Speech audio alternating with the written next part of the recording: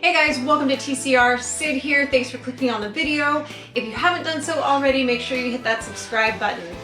Today I want to take you through how to split open your squash and a little quick hack to de-seed it, and take you through how I like to roast it when I want them on the sweeter side.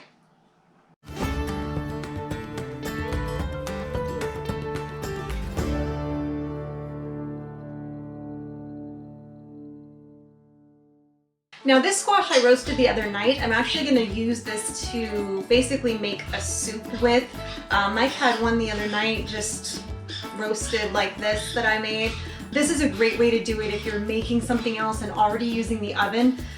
When I have the oven on, I like to make other things as well, especially when it's like late summer, early fall, and it's still kind of hot to have the oven on. So I try to take advantage of when the oven's on and really utilize that. So I went ahead and roasted this squash a couple of days ago, but I'm going to show you how to prep it.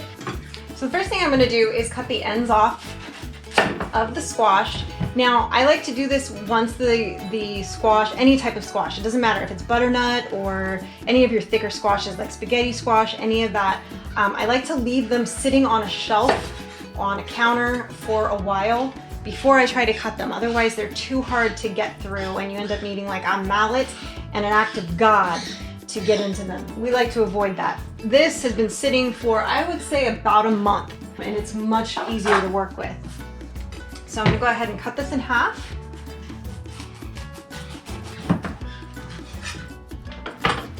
Now this is the part where a lot of people struggle getting the seeds out from the inside. And I'm gonna show you a really cool hack for this that doesn't waste anything. So all I'm gonna do, this is a great ice cream scooper, by the way. This is from Cutco, and it's one of those fancy ones that like it kind of reacts to the ice cream, so it makes it easier to scoop and kind of melts as you go.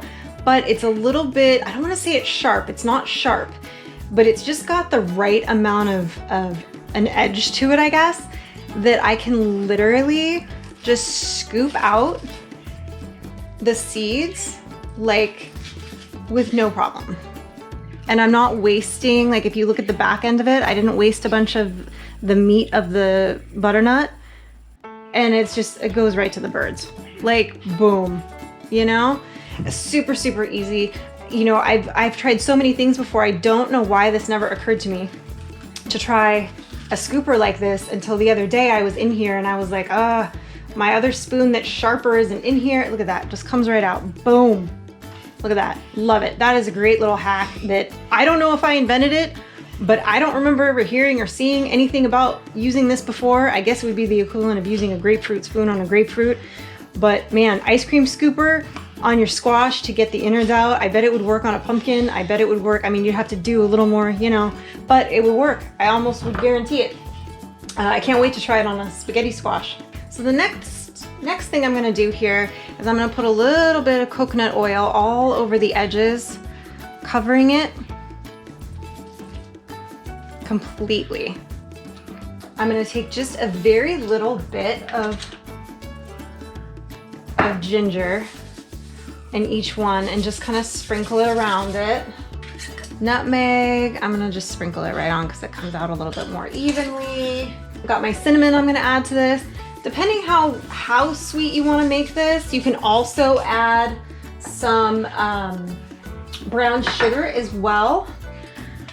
I'm not going to be adding that to this because I'm planning on doing a soup with this. So I want it to be a little bit more of a sweet seasoning to it, but I don't want it to be like sugary sweet. But if I was just going to be roasting some, like some of these that I roasted the other night do have some brown sugar. And again, just sprinkled over, just like I'm sprinkling the cloves now, just sprinkled over it to give it a nice flavor.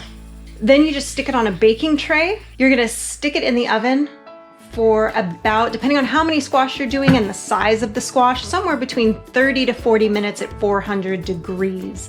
And you'll see the color change. They'll become much brighter in color. Now granted, this one has been cooled off, so obviously that's why I'm able to hold it. skin will peel away from it easily at that point. You'll see it kind of pucker and wrinkle. I like to cook the butternut squash face up. When I do spaghetti squash and things like that, I always cook them face down, but that's an easy way to do that. And then you're off to the races.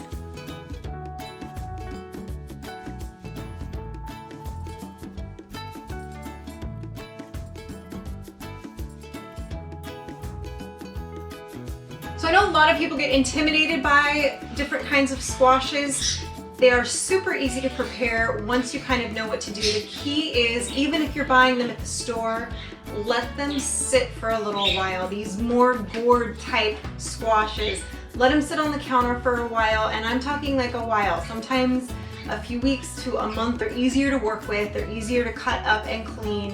They're easier to then prepare to be roasted.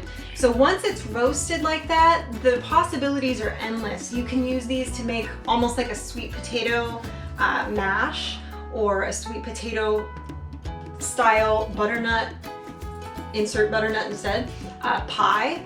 You can make soup.